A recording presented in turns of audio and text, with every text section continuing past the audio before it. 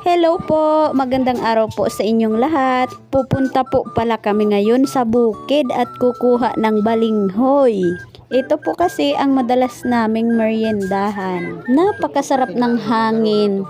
Naalala ko tuloy nang kami ay bago pa lamang ikasal ng aking asawa. Dahil noon po ay nakatira kami sa bukid at doon po kami nagkaroon ng maraming anak.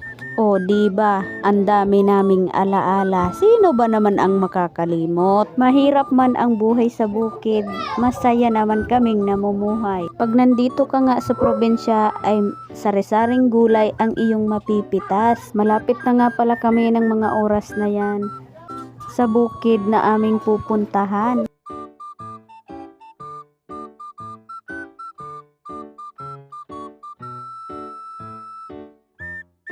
Nandito na nga pala kami sa taniman ng aking kumare.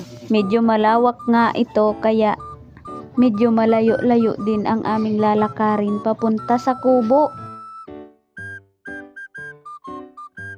Ay, nakakapagod palang maglakad dito.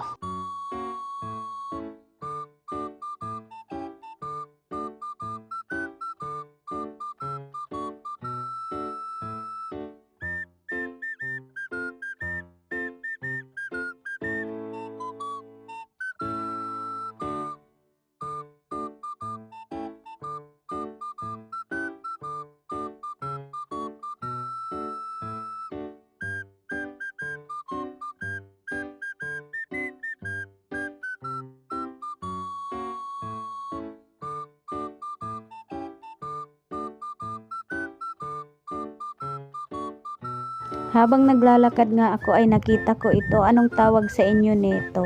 Ganda ng bulaklak, di ba?